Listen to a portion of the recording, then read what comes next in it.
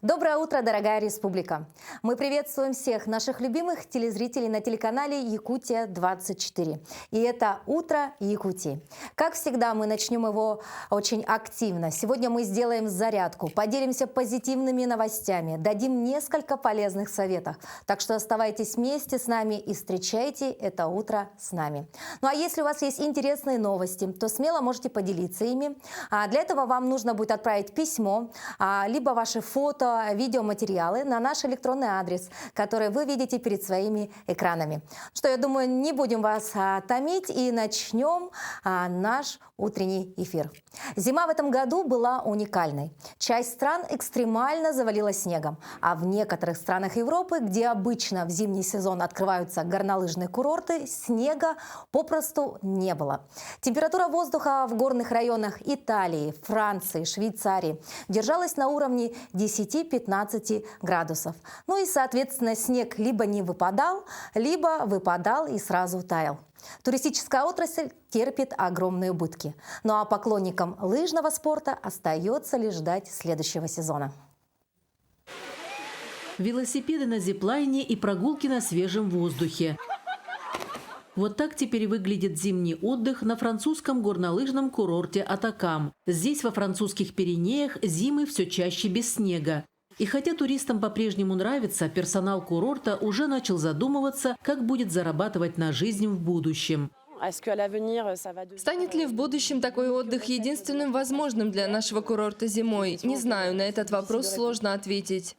Мари Флорентин Юлен – менеджер по маркетингу и коммуникациям горнолыжного курорта Атакам. Здесь решили не использовать машины для искусственного снега, а в соцсети теперь загружают фото с шезлонгами и барбекю, а не заснеженными трассами. В январе у нас обычно бывали сильные снегопады, что позволяло нам открыться на 4 недели февраля. В этом году снега вообще нет. Мы открыли лыжные трассы только на 2 дня. Пока посетители наслаждаются альтернативными видами отдыха, местные компании сталкиваются с проблемой выживания. Эта лыжная школа закрыта, а в пунктах проката горнолыжного снаряжения нет клиентов. Если у нас и дальше будут такие сезоны, нам придется закрыться. Мы не сможем продолжать. Нам нужно будет подумать о чем-то другом. В местном ресторане посетители обедают на открытом воздухе, а работники стараются сохранять позитивный настрой. Экологи предупреждают, что к 2050 году большинство горнолыжных курортов Франции ощутят на себе последствия изменения климата. При этом больше всего пострадают районы к югу от Альп. Кто-то ждал снега целый сезон. Ну а нам, жителям Якутска, повезло. Снега было достаточно.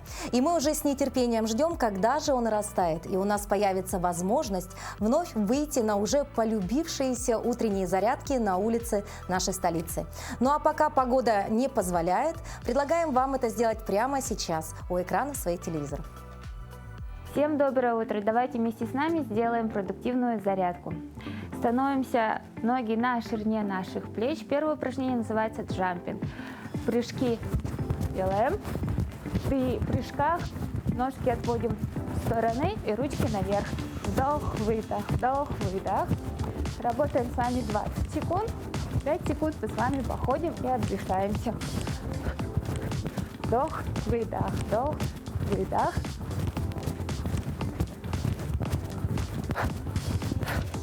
Вдох сделали, выдох. Следующее упражнение – скручивание стоя. Но руки за голову и стоя. Крест-накрест. Выдох, выдох, выдох.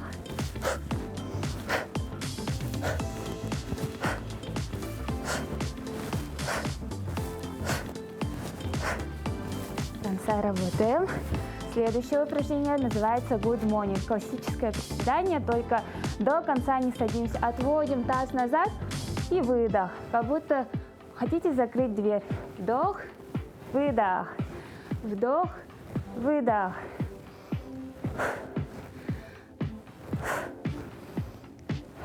Восемь, 7, 6, 5, 4, 3, 2 и 1. Следующее упражнение – классические приседания. Ноги на ширине наших плеч, носки смотрят в сторону, колени тоже. И отводим таз назад до параллели с полом. Выдох.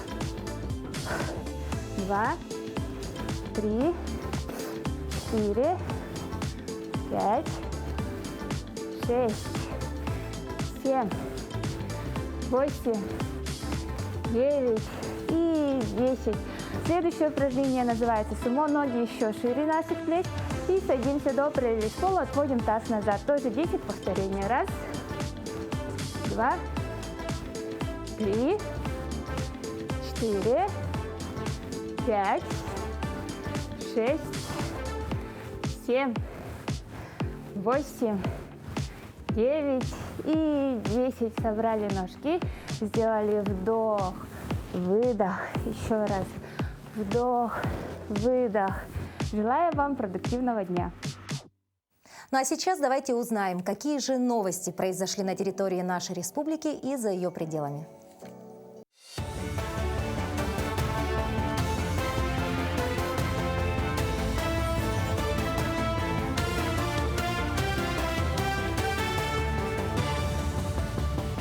Доброе утро, коллеги. Коротко о главных событиях к этому часу. В послании Федеральному собранию Владимир Путин назвал одной из самых острых проблем России невысокие доходы, в том числе у многодетных семей. Чтобы решить эту проблему и увеличить рождаемость, нужно постоянно работать над повышением качества жизни семей с детьми. Президент поручил продлить программу материнского капитала на ближайшие 6 лет. Материнский капитал можно потратить на улучшение жилищных условий, образование детей, формирование накопительной части пенсии родителей, социальную адаптацию, интеграцию в общество детей-инвалидов. При этом семьи с низкими доходами могут получать средства мат-капитала в виде ежемесячной выплаты на детей до 3 лет. Также капитал разрешено расходовать частично и на несколько целей. Правительство внесло в Госдуму законопроект, предусматривающий для участников специальной военной операции списание процентов по потребительским кредитам, которые были начислены в период кредитных каникул. При этом в документе прописано, что если на дату его вступления в силу льготный период окончен, то кредитор обязан в течение 10 дней направить военнослужащему уведомление об отсутствии обязанности по уплате процентов, а также уточненный график платежей. Если же заемщик успел оплатить проценты, то банк должен направить эти средства на погашение основного долга по кредиту. Якутских мультипликаторов отметили на федеральном уровне. Команда компании «Тундра» получила приз в главной номинации информационной технологии конкурса российских брендов «Знай наших». Премия проводится второй год, и в ней принимают участие тысячи компаний. Интерес к этому мероприятию огромный. Свои уникальные разработки хотят представить фермеры, промышленники, дизайнеры, мультипликаторы и изобретатели. Мы очень рады, что на федеральном уровне нас оценили, потому что мы, как часть России, несем, конечно, вот эту большую миссию нашей культурной идентичности и самобытности. И нам очень радостно, что это признают на федеральном уровне. Это одна из наград, которую мы получили. Мы с прошлого года начали массово собирать различные награды по всей России. Это очень нас радует. И в Канаде в том числе. Это здорово. Тренер по плаванию из Якутии Антон Тищенко, участвующий в чемпионате мира в Катаре, завоевал 2 золотые медали. Награды высшей пробы спортсмен взял в 2 эстафетах 4 на 50 метров. Ранее Тищенко взял серебро и бронзу на дистанциях в 100 и 50 брасом. Чемпионат мира по плаванию в категории мастер прошел с 26 февраля по 3 марта в столице государства Катар – Дохе. Участником соревнований являются пловцы самых разных возрастов, как действующие, так и уже закончившие карьеру. Тищенко стал первым якутянином, который принял участие в такого рода соревнованиях. Начало марта в Якутии ознаменуется значительным потеплением. В западных районах республики дневная температура воздуха поднимется до -8 градусов, в центральных – до -15. С каждым днем при этом температура будет только повышаться. До конца этой недели погода на большей части Якутии будет довольно спокойной и преимущественно без осадков. В ближайшие выходные в центральной части республики ожидается местами небольшой снег, который придет с юго-востока. В центральных районах ночная температура прогнозируется в пределах -32-37 градусов. На западе в республике, в Мирнинском, Ленском и Алекминском районах будет еще теплее, до -13 градусов. Большая часть марта, половина, на территории республики это еще все-таки зимний месяц. потому что ночные морозы достигают нормы где-то примерно в пределах минус 30, даже местами и ниже. А в северо-восточных районах и 50-градусные морозы в марте месяце тоже еще не исключение как бы из правил. Поэтому март, он чаще всего как-то делится на две части. То есть первое, это еще мы готовимся к весне, а уже вторая половина марта, это вот уже финишная прямая. А у нас есть еще одна новость. Президент подписал закон о запрете на кредиты. А Владимир Владимирович Путин утвердил поправки в законодательство, которые позволяют с 1 марта 2025 года гражданам устанавливать самозапрет на выдачу кредитов. Документ опубликован на портале правовой информации. Для того, чтобы установить запрет на выдачу кредитов, гражданам будет необходимо подать заявление через МФЦ, квалифицированное бюро кредитных историй. Также можно будет подать такое заявление через портал госуслуги. Снятие запрета устроено таким же образом. Для получения услуги нужен ИНН. Данная информация носит исключительно информационный, ознакомительный характер и не является индивидуальной инвестиционной рекомендацией. Все мы знаем, что 17 марта 2024 года состоятся выборы президента Российской Федерации. Участие в выборах – это проявление личной гражданской позиции. Это наш гражданский долг и почетное право. Это возможность для каждого из нас решить, каким будет будущее нашей страны. Рада представить вам нашего первого гостя Владимира Ионина, члена Якутской городской территориальной избирательной комиссии с правом решающего голоса. Владимир Владимирович, доброе утро. Доброе утро, Дарья. Как проходит подготовка на данный момент, сейчас к проведению выборов на избирательных участках городского округа Якутск? Ну, избирательные участки еще не открылись. Откроются они с 6 марта, однако уже работают. Сейчас запущена программа, называется «Информ-УИК», где члены участковых избирательных комиссий с правом решающего голоса, облаченные в униформу, с бейджами, с удостоверениями, идут по всем домовладениям. Домовладениями мы называем как квартиры, так и частные жилые дома. То есть это такое некое нововведение, правильно? Ну, в принципе, да. Эта процедура была ранее опробована в других регионах пилотным проектом, и сейчас ее распространили на всю страну. Это примерно как вот перепись населения иногда проводят, очень похоже. Тогда сразу возникает вопрос, а как распознать тех самых людей, и не попасть в руки мошенникам? Так, ну, во-первых, наши представители, члены избирательных комиссий участковых облачены, имеют нагрудный знак, есть у них накидки, у них есть специфичные сумки синего цвета, и также они ходят с специально подготовленными планшетами, где проводят от квартиры до квартиры, от подъезда до подъезда идут и проводят гражданам разъяснительную информационную работу. То есть должны ли мы через, допустим, глазок, потребовать у них какой-то удостоверяющий документ? Да, удостоверение есть у каждого, также с собой каждый имеет паспорт для сличения, если, например, возникает вопрос в правильности оформления удостоверения члена избирательной комиссии, то на всякий случай паспортные данные, паспорт тоже с собой присутствует. Угу. А почему в этом году голосование на выборах проводится 3 дня? Ну, это решение принято Центральной избирательной комиссией Российской Федерации. Это нововведение было опробовано в 2020 году, когда было повсеместно ковидное время. Процессы не останавливались, государство жило, развивалось, показало себя хороший результат. В основном это связано с количеством явки на избирательный участок. Явка в этом случае заметно больше. Угу. То есть 3 дня будет возможность у нас? Да, начнутся голосования 15, 16 и 17 марта. Угу. Что же нам делать, допустим, если вдруг у нас нет прописки в городе Якутске, но мы хотели бы проголосовать? Проголосовать могут все граждане Российской Федерации, вне зависимости, есть прописка или нет. Однако отсутствие прописки в городе Якутске решается следующим образом. Будет специально выделен один участок находиться. Он будет в здании 50 лет Победы, спортивный комплекс возле бассейна самородок. Туда могут прийти все граждане с отсутствием прописки. И сейчас, пока еще время позволяет, можно прийти и открепиться. Прийти можно к нам в территориальную избирательную комиссию. Располагаемся мы в мэрии города Якутска, 103 кабинет.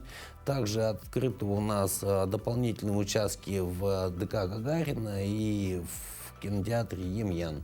С 6 числа также откроются участковые избирательные комиссии. Там дежурные будут находиться на месте. Можно прийти, подать и сделать это очно. Можно сделать это через любое МФЦ и самостоятельно на сайте госуслуг. А какова на сегодня численность избирателей? Вот сколько примерно человек мы ожидаем, да, вот в эти 3 дня? Ну, Якутия в прошлом году перешагнула знаменательную дату. 1 миллион человек у нас жителей стало. Из них избирать людей с активным избирательным правом более 600 тысяч человек. На территории города Якутска зарегистрировано почти 196 тысяч человек. И поселок Жатай 5600 человек. Ну, это данные на 1 января 2024 года. Данные постоянно уточняются, они немножко там изменяются в разные стороны, стекаются с паспортных столов, ЗАГСов и так далее. Работают над этим ГАЗ-выборы. Владимир Владимирович, мы знаем, что помимо того, что мы просто обязаны, да, прийти и проголосовать, это наш такой, значит, долг, также можно обязательно еще и попробовать себя, да, быть наблюдателем. Есть ли такая возможность, да, и вообще как вы выбираете людей?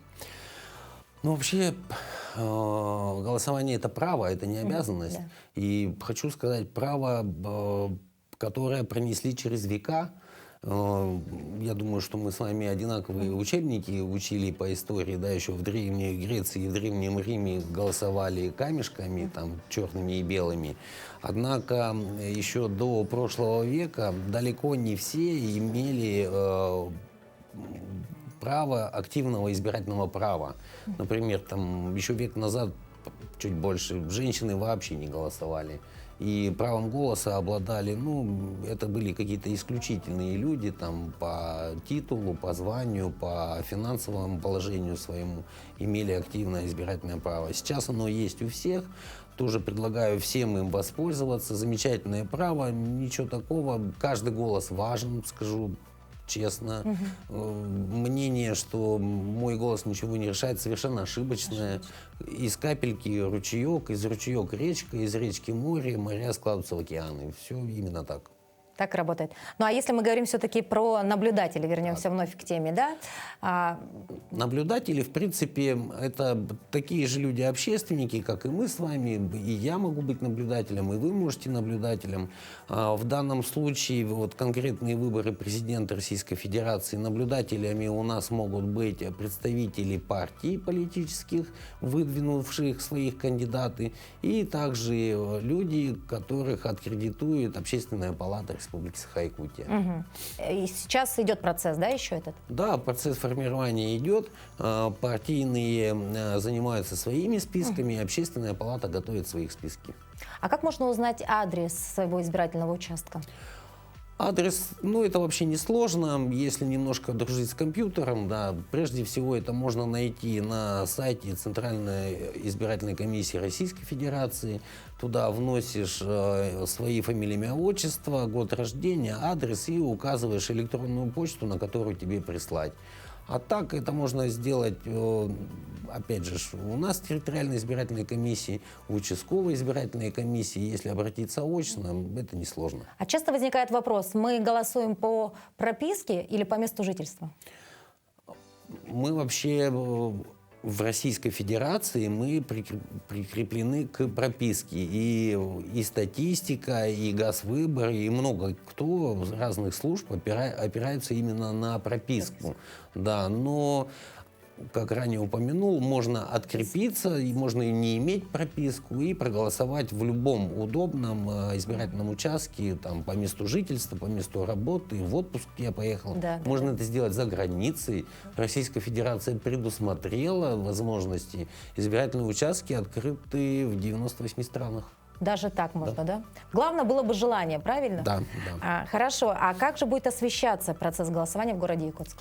Ну, мы обязательно все повешаем на нашем сайте Якутской городской территориальной избирательной комиссии. Я думаю, что республику будет объединять Центральная избирательная комиссия. Там можно будет всю информацию подчеркнуть. Ну и ЦИК РФ. Соответственно, ждем телевидения там, и прочие медиа. Владимир Владимирович, спасибо большое за полезную информацию. Мы, конечно, с нетерпением ждем 17 марта, и мы уверены, что все пройдет очень честно, достойно. И мы, конечно же, уже совсем скоро узнаем, кто же станет президентом Российской Федерации. Честность мы обеспечим, а вас приглашаю на выборах. Всех наших гостей и жителей республики также приглашаю. Да, приходите, обязательно воспользуйтесь своим правом. 3 дня вполне себе достаточно найти время, пойти и проголосовать. Большое спасибо. Спасибо вам. Ну а сегодня 4 марта, и по народным приметам в этот день нельзя отказывать людям в помощи, подаянии и угощении. Чем больше сделаешь добрых дел, чем больше помощи окажешь бедным и нуждающимся, тем лучше сложится жизнь у тебя в этом году. Если отказать кому-то, может от вас отвернуться удача. Какими еще датами и событиями запомнился этот день, узнаем далее.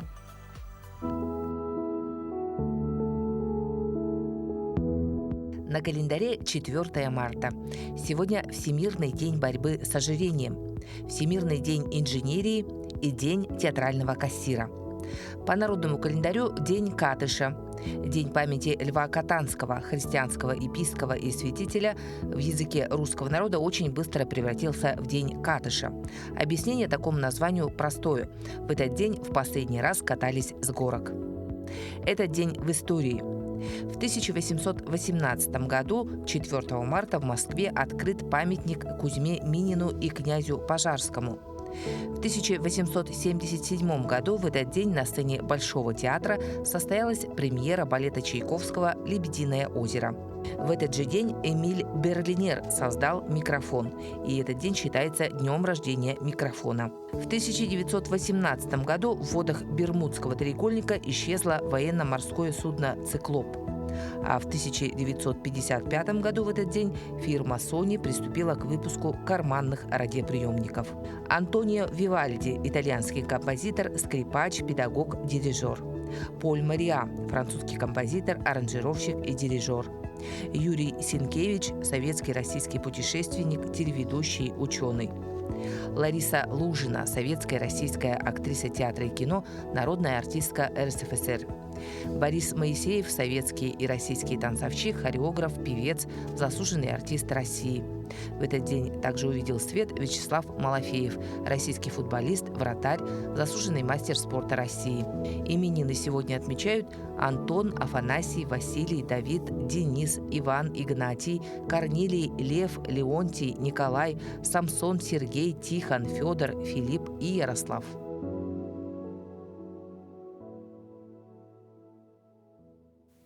Здравствуйте, это служба безопасности банка. Подозрительные операции по вашему счету. От вашего имени поступила заявка на кредит, либо ваш сын попал в беду. Редкий россиянин не получал телефонные звонки подобного содержания. Хотя многие люди уже понимают, что это именно фразы, которые принадлежат мошенникам, и не нужно вступать с ними в диалог, однако россияне продолжают терять от телефонного мошенничества миллиарды рублей. Как же понять, что вам звонит мошенник, и как с ним стоит разговаривать, узнаем у нашего юриста. Доброе утро. Мобильные телефоны стали неотъемлемой частью нашей повседневной жизни. Мы всегда носим их с собой, используем для доступа к важной информации. К нашим телефонам привязаны учетные записи от банков, электронная почта или другие личные данные. И некоторые мошенники охотно этим пользуются. Задача любого телефонного мошенника – вынудить вас самостоятельно заразить свое устройство или передать ему конфиденциальную информацию. Итак, как же понять, что вы столкнулись с телефонным мошенником? Как правило, мошенники используют уловку о надвигающейся опасности, о наличии несуществующих судебных споров. При этом подталкивают вас к активным действиям, чтобы все это предотвратить. Кроме того, могут сообщить просьбу о помощи нуждающимся, порой вашим близким, при этом звоня с незнакомого номера. Говоря также о перспективе получить награду, об одобренном кредите на крупную сумму или о выигрыше в лотерею. В любом случае, для получения приза вас попросят что-то сделать, заплатить за что-либо, выдать личную информацию, перейти на сайт по ссылке, скачать файл или приложение.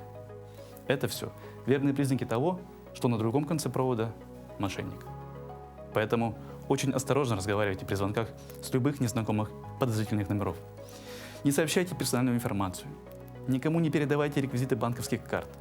Не сообщайте коды из СМС. Не перезванивайте на незнакомые номера с других регионов. Постарайтесь отвечать неоднозначно.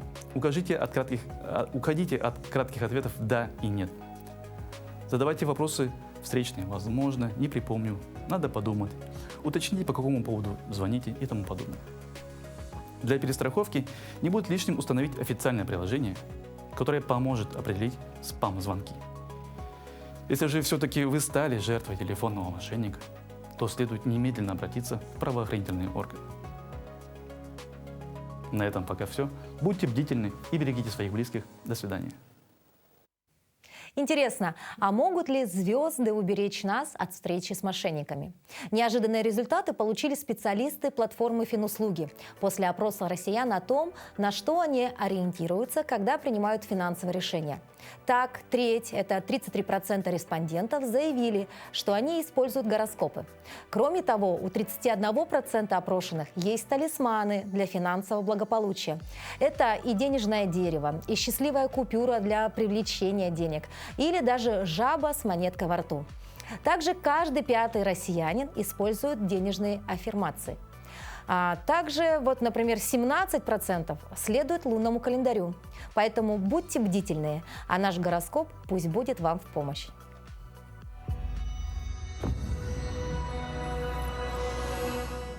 Овен. Вас ожидает яркая, насыщенная неделя, полная работы, требующая незамедлительных действий, лидерства и решительных шагов. Вас могут ожидать увлекательные события и крайне привлекательное коммерческое предложение, которое будет сложно отвергнуть. Телец. Время акцентировать внимание на финансовых вопросах. Стоит попробовать обсудить с руководством повышение зарплаты. Также важно не забывать о здоровье и провести выходной на свежем воздухе.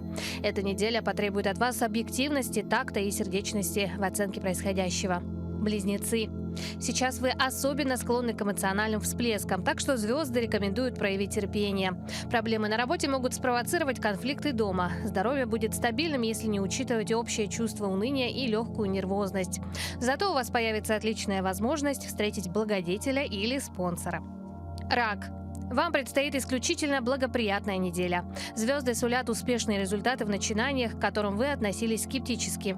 Удачно разрешатся вопросы любой степени сложности. В финансовом плане и семейной жизни все будет отлично. В доме будет царить гармония и спокойствие. Постарайтесь уделить особое внимание своей второй половинке. Лев. На этой неделе вам предстоит ощутить влияние мощной энергии, которая будет способствовать достижению ваших целей. Ваша решительность и уверенность будут на высоте, что поможет преодолевать любые препятствия на пути к успеху. Однако будьте осторожны в общении с окружающими, так как ваша прямота и честность могут быть восприняты как агрессивность. Дева. Вас ожидает возможность улучшить свое финансовое состояние и общее самочувствие. Звезды предрекают прояснение последствий текущих изменений в вашей жизни. Вы сможете эффективно использовать свой потенциал, сосредоточившись на задачах, требующих активности. Эта неделя предоставит вам отличные возможности для саморазвития и профессионального роста. Не упустите их. Весы. Находясь в состоянии внутренней гармонии, вы можете спокойно обдумывать вопросы и принимать взвешенные решения. Однако избыток гордыни и склонность к импульсивности могут привести к необдуманным действиям, ставящим под угрозу ваши отношения с партнером. Финансовая сфера будет благоприятной, но не забывайте быть более осторожными в денежных вопросах. Скорпион. Эта неделя предоставит вам возможность глубокого самоанализа, который может привести к новым и важным открытиям в вашей жизни. Интуиция и аналитические способности будут на высоком уровне, что поможет вам преодолевать любые препятствия на пути к достижению ваших целей. В личных отношениях наступает время для глубоких и честных разговоров, которые помогут укрепить ваши связи с партнером или близкими. Стрелец. На этой неделе предстоит много работы, которая будет казаться особенно тяжелой и раздражающей. Избегайте планирования деловых встреч на вторник, так как они вряд ли состоятся. В финансовой сфере будьте осторожны, придерживайтесь консервативного подхода. В выходные обязательно найдите время для разговоров с близкими. Козерог. Для вас наступает время для осознания собственных потребностей и целей. Будьте открыты новым возможностям, которые могут появиться на вашем пути, и не бойтесь выходить за пределы своей зоны комфорта. Ваша упорная работа и настойчивость принесут вам успех в профессиональной сфере. Возможно, на этой неделе вам придется принять непростые решения, но доверьте своей интуиции, и вы найдете правильный путь.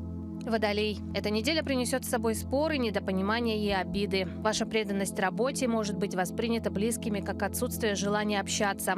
Выходные не лучшее время для диалога с родителями. Лучше уделить внимание детям и урегулировать спорные моменты с соседями. Рыбы. На этой неделе вы почувствуете потребность в уединении и размышлениях, чтобы лучше понять свои эмоции и желания. Будьте открыты новым возможностям, которые могут появиться на вашем пути, особенно в сфере творчества. В области карьеры рекомендуется быть более осторожными и терпеливыми, особенно при общении с коллегами или начальством. Обратите внимание на свои финансовые расходы.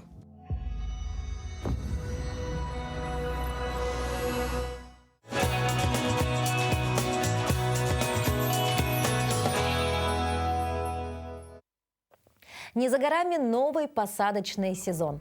Опытные огородники уже начали активную подготовку.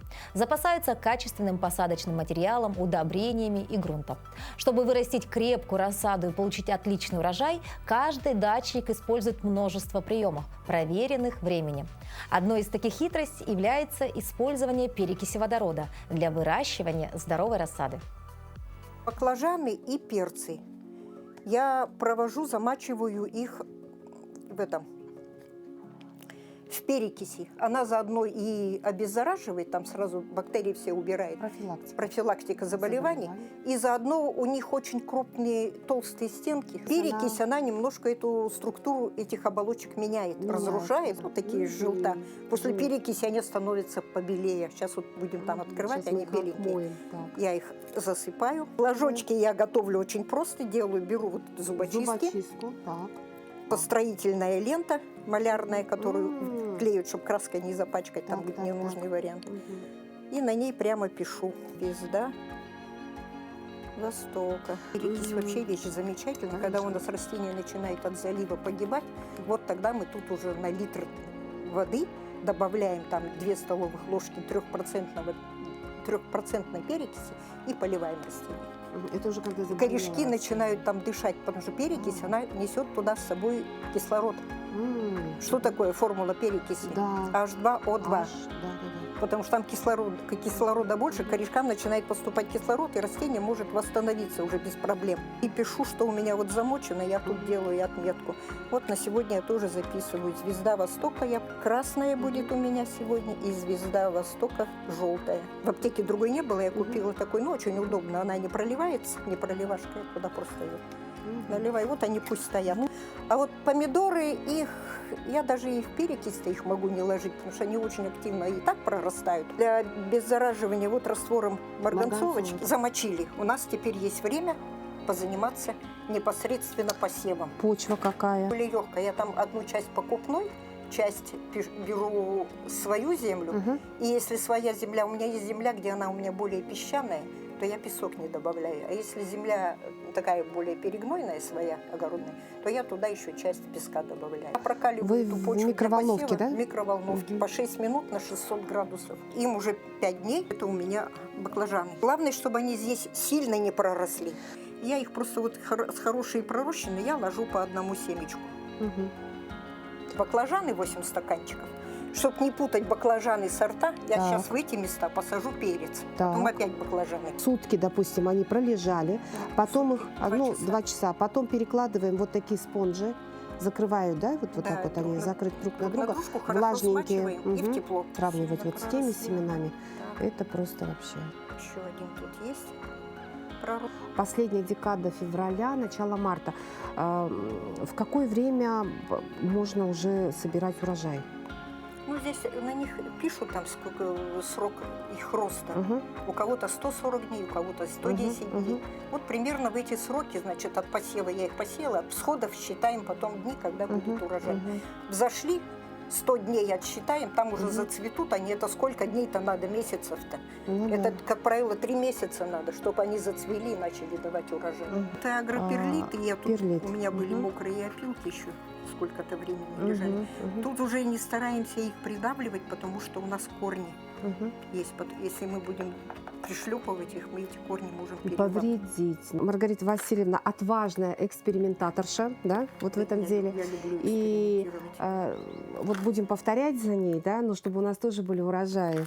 Ну а мы продолжаем наш утренний эфир. В Якутии проводятся муниципальные этапы спортивных соревнований «Вызов первых». Более 400 тысяч ребят со всей страны в возрасте от 6 до 18 лет, в том числе дети из Якутии, демонстрируют свои навыки в различных спортивных испытаниях в рамках проекта «Движение первых. Вызов первых». До 17 марта проводятся муниципальные этапы.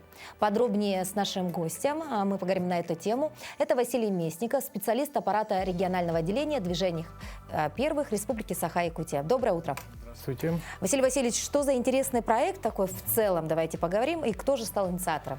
Так, проект реализуется в рамках федерального проекта патриотического воспитания граждан Российской Федерации и национального проекта образования. Мы региональное отделение, и, конечно же, мы тут в республике тоже должны проводить эти мероприятия. А так, спортивные дисциплины очень простые. Это те дисциплины, которые мы в детстве играли на переменах, например. Да? Это вот как классики, скакалка, там, да? Метание мячей в цель, но это как мы ножиками играли, как бы, да? Типа такого. Ага. Вот, ну и элементы ГТО есть, это гимнастика, наклон вперед, там, планка. Есть игра вышибалы, это мы когда вот тоже играли ленточку, как бы полоску делали и друг друга мячом кидали. Да, вот. Вот самые такие элементарные, простые виды спорта, это для того, чтобы даже просто как бы не совсем спортивных детей завлечь в мир спорта. Вот. Ну, сейчас идет муниципальный этап, где-то зарегистрировано около 200 команд по всей республике. То есть это в каждом районе там школы вызов друг другу кидают, как бы, да. Существует 4 возрастные категории. Это у нас от 6 до 9 лет, от 10 до 12, от 13 до 15 и от 16 до 18 лет. Вот 4 возрастные группы. Вот. То есть это командные первенства или Да, будет естественно. личное первенство? Нет, командное первенство. Кроме этого еще есть свободные виды, да, то есть, кстати, что примечательно, ну, в общем, всего около 50 дисциплин, да, из которых 8 дисциплин, 9 дисциплин, они обязательные.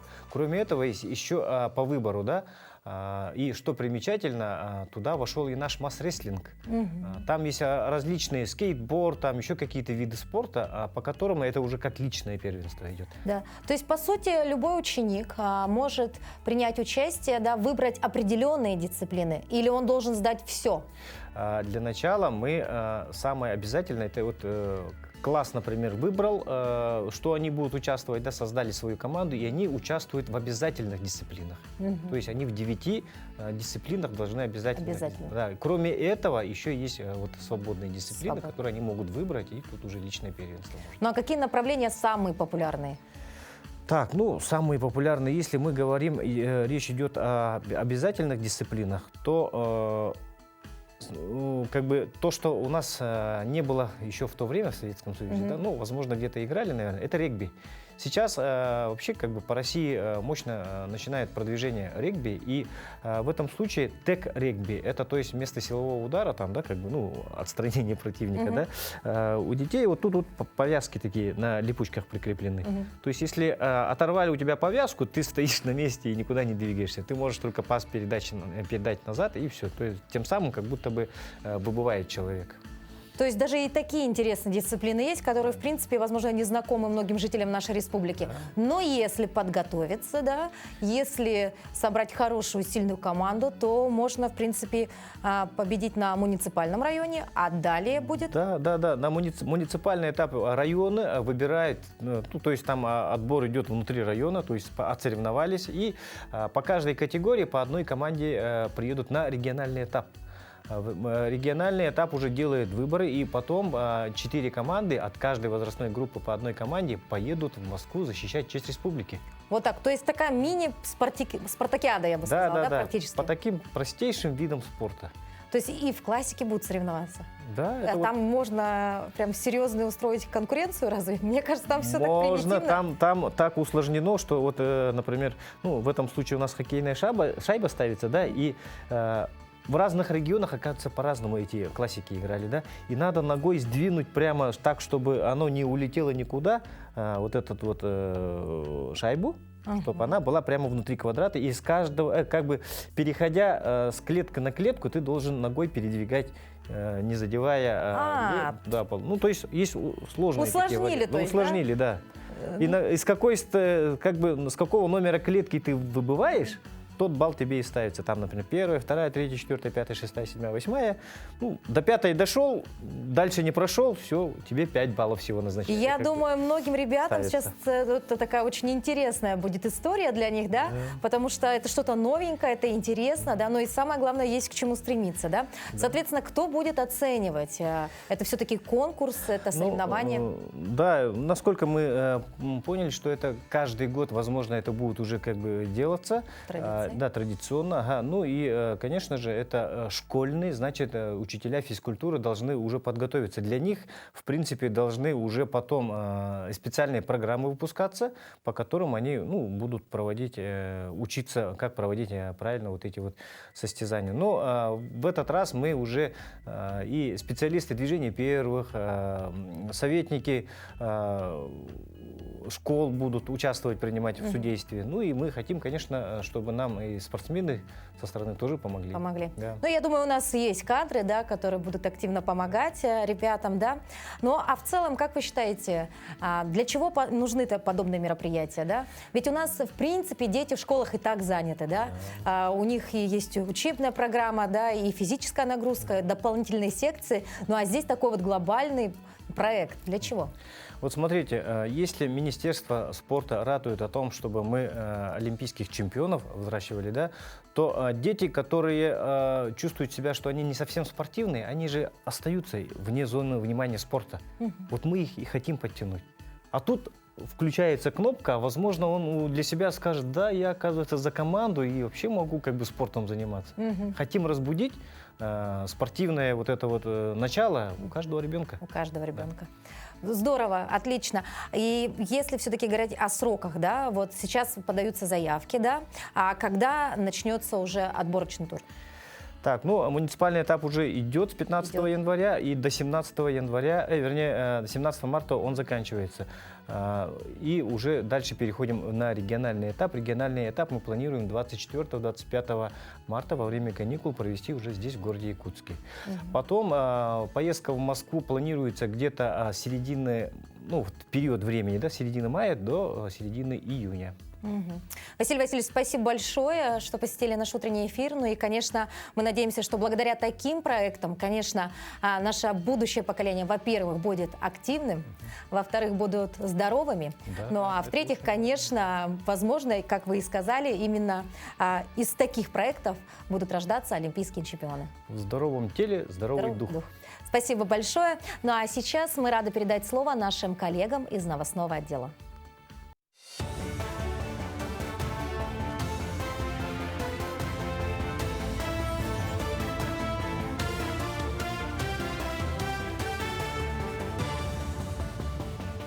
Доброе утро, Якутия. Расскажем о самых заметных событиях к этому часу. Президент страны Владимир Путин в своем послании большое внимание уделил вопросу борьбы с бедностью. Якутия, в свою очередь, одной из первых в стране системно подошла к этой проблеме и сегодня решает ее по целому спектру направлений. Это и обучение, и трудоустройство людей, повышение их мобильности, вопросы поддержки социального предпринимательства среди малообеспеченных людей. Об этом в ходе программы «Якутия вперед» сообщил глава региона Айсен Николаев. Он напомнил, что первым решением после переизбрания на второй срок стал указ о борьбе с бедностью. Мы одними из первых в стране системно подошли к этой проблеме и уже сегодня решаем ее по целому спектру направлений. Борьба с бедностью же не просто раздача денег, это и обучение людей, это трудоустройство людей, это ихняя мобильность людей, это вопросы поддержки социальное предпринимательство в среде малообеспеченных людей. Так, тут очень много разных подходов, которые на самом деле зависят от всего нашего общества. Не только от власти, но и вся наше общество должно включиться в эту борьбу с бедностью. И уверен, что мы ее победим. И сейчас как раз с появлением такого мощного рычага, как поддержка президента, конечно, нам это будет сделать легче. В Сочи состоялась церемония открытия Всемирного фестиваля молодежи. Объявил открытие мероприятия президент России Владимир Путин. В зале собрались представители более 180 стран. В обращении к участникам фестиваля президент выразил уверенность, что все участники мероприятия вернутся домой с любовью к России. Каждый номер шоу церемонии открытия фестиваля молодежи представлял собой креативный шедевр многих стран. Выступали при этом как россияне, так и иностранцы. Например, бразильский хор исполнил гимн своей страны. Футуристичные декорации напоминали произведения искусства. Ну а ведущим церемонии выступил искусственный интеллект. Вы молодое поколение. Вы мечтаете о том, каким может и должен быть безопасный, справедливый мир. И именно вам его созидать. Фестиваль даст вам возможность обсудить это со своими сверстниками. И уверен, ваши дискуссии будут интересны, полезны самой широкой аудитории. Так же, как и ваши впечатления о событиях, которые состоятся на фестивальных площадках. И, конечно, о самой России, о людях, которые здесь живут. Вы лично сможете убедиться, что, например, улыбка для нас не дежурная маска, а искреннее проявление чувств. Что если уж мы даем свое слово, то всегда его держим. Мы верим в молодежь. Проведение плановой диагностики и оперативное реагирование на проблемы со здоровьем является главной целью работы кардиососудистого центра Национального центра медицины. Недавно введенное здание с помощью сверхточного оборудования позволяет проводить сложные и порой уникальные операции. Так, за прошлый год по экстренным обращениям было обслужено порядка 800 пациентов. По плановому приему принято свыше 3000 человек. В планах у центра сотрудничество с другими регионами, в том числе и по системе ОМС. В целом, конечно, с открытия кардиососудистого центра у нас увеличился поток пациентов. Мы работаем теперь не только, как раньше, для плановых пациентов, но и мы принимаем в настоящее время пациентов экстренной службы, это с острым коронарным синдромом, и пациентов с ишемическим инсультом. Оборудование новейшее, отличается тем, что в ней интегрирован внутрисосудистый ультразвук. Это выполняется прямо при проведении диагностического исследования. В Якутске прошел 5-й юбилейный республиканский турнир по борьбе «Хапсагай», гран-при на призы Министерства по делам гражданской обороны и обеспечению безопасности жизнедеятельности населения Якутии. В нем приняли участие более 300 участников из разных подразделений республики. Само состязание разделили на 2 группы. В первой участвовали сотрудники службы спасения Якутии, государственной противопожарной службы, регионального управления МЧС, различных силовых структур и других ведомств. Во второй же приняли участие профессиональные спортсмены. В этом году призовой фонд турнира превысил 1 миллион рублей. Фишка этого турнира, что на турнире борются силовые структуры отдельно. И победители среди силовых структур и гражданских выходят в финал и будут оспаривать 1-е место. А в группах, которые заняли 2-е места, то они занимают автоматически 3-е места. Значит, 2 3-х места в этом турнире. Это были все новости к этому часу. Хорошего дня и оставайтесь с нами. За победу! Так называется волонтерское движение в городе Томмоти, которое активно работает уже больше полугода и помогает тем, кто сейчас находится на передовой. Неравнодушные горожане в свое свободное время собираются и вместе каждый день совершают маленький подвиг. Они плетут сети для бойцов, собирают и другую гуманитарную помощь. Старожил Томмота, пенсионерка Светлана Селезнева, каждый день ходит в этнокультурный центр, где местные женщины с осени прошлого года организовали мастерскую по изготовлению маскировочных сетей для участников СВО. Всем хочется помочь нашим доблестным воинам. Поэтому, что я могу сделать? Такой просто небольшой вклад. Капли в море, и все, и равно это помощь. Если в первое время вязали сети по одной схеме, то сегодня женщины освоили уже несколько методов плетения, а скорость их изготовления увеличилась в разы. Вязание сетей – это очень, и легкая, и трудоемкая работа.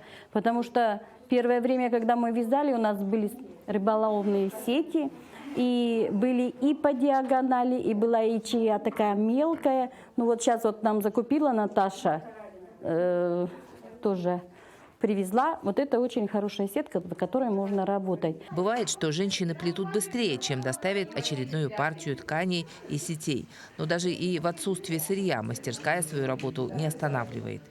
Ткани, когда не бывает, мы вяжем с тюлей. Женщины приносят. Очень много женщин работает у нас надомниками. Они шьют кянчи, вяжут носки, рукавицы, делали сидушки для солдат, чтобы земля сырая, и солдаты не соприкасались с землей. Собирали, я сама притащила от соседей уже использованные эти сети рыбацкие. И мы из них делали тоже. Каждую неделю томмотцы плетут и сдают в общий пункт десятки сетей. Теплые носки, окопные свечи. Их изготовлением заняты в нескольких местах в городе. Активно к движению подключились и школьники. К примеру, в школе номер 6 даже изготовили специальный резак для заготовки маскировочных сетей. Всего на зону СВО за полгода неравнодушные горожане изготовили и отправили 635 маскировочных сетей. Кроме того, приносят для бойцов медикаменты, продукты, консервацию, теплые вещи. И каждый здесь понимает, что даже маленький вклад в большое общее дело помогает сохранить жизнь бойцам и приближает победу. Туяра Филиппова, Ринат Нахиев, Томмот. Как приятно и отрадно, что волонтерское движение в республике активно помогает нашим бойцам. Это и есть герои нашего времени. И героизм однозначно попадет на страницы нашей истории. Новая книга – это всегда событие, возможность поворота хода истории.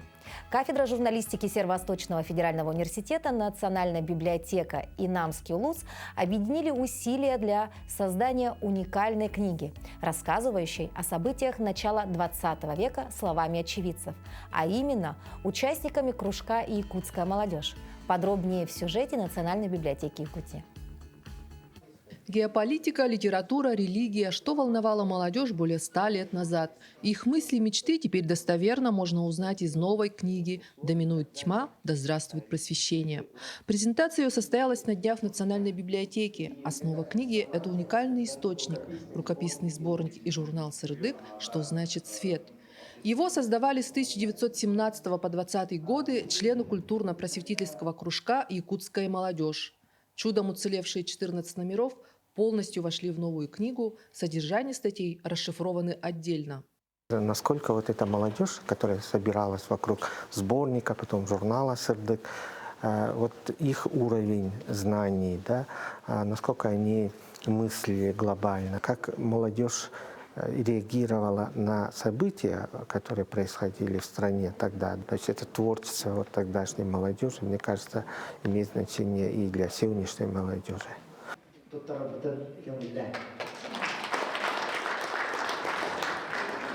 Оригиналы сборника и журнала «Сырдык» более 100 лет хранились в семье Молчановых из Намского УЛУСа. Теперь же семья передала рукописи в Национальную библиотеку Якутии, и у них начинается новая жизнь. Сотрудники библиотеки введут каждую статью и имя каждого автора в научный оборот. Задача – сделать историю Сырдык частью книжной культуры всей страны. и самым уникальным изданиям придается статус федерального книжного памятника. И я думаю, что рукописный журнал «Сырдык», и это наша главнейшая сегодня будет задача, добиться того, чтобы этот журнал получил статус федерального книжного памятника. И это мы делаем. Название книги отражает главную идею сборника и журнала «Просвещение народа. Вера в будущее». Идейным вдохновителем, первым редактором был человек уникальной судьбы Асклепиадот Рязанский. Статьи о роли его личности, новые факты из биографии и истории якутской интеллигенции начала XX века читатель также найдет в новой книге. Татьяна Павлова, Михаил Эверстов, Петр Егоров, Медиацентр Национальной библиотеки Якутии. Вот и подходит к концу наш утренний эфир. А завершить мы его захотели небольшим экспериментом. Как вы думаете, что произойдет с бумажным самолетиком, если его запустить в условиях невесомости на Международной космической станции? Вот куда он полетит? Возможно, вверх, возможно, вниз, налево, направо. Вот немножечко задумайтесь и, возможно, задайте этот вопрос своим близким, кто сейчас находится рядом. Ну а ответ мы уже узнаем у российского космонавта Константина Борисова. Игрушечный самолетик рассекает воздушное пространство модулей на Международной космической станции. Космонавт Константин Борисов демонстрирует, когда же без дополнительного импульса самолет будет лететь по направлению воздушных потоков. В этом модуле основная воздушная масса движется со стороны служебного модуля в сторону узлового модуля.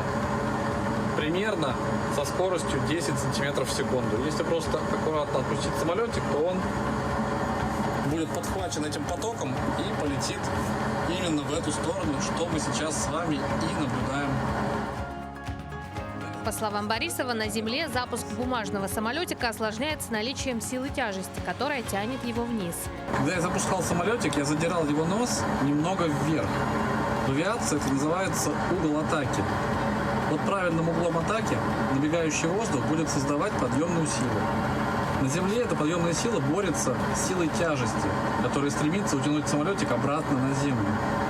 И чтобы самолеты могли продолжать полет, им необходима дополнительная энергия, которую обычно обеспечивает двигатель.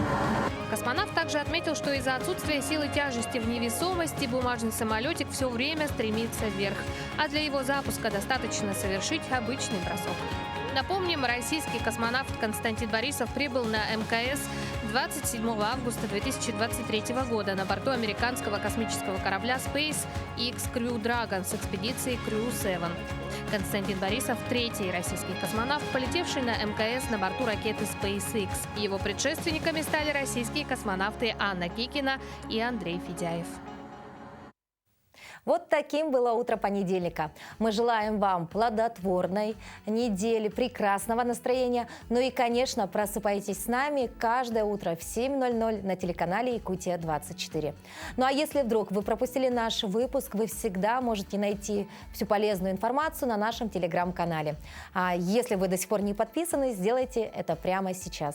Ну а мы увидимся уже завтра в 7:00 на этом же телеканале в это же время. До новых встреч, просыпайтесь. Хорошего вам рабочего дня!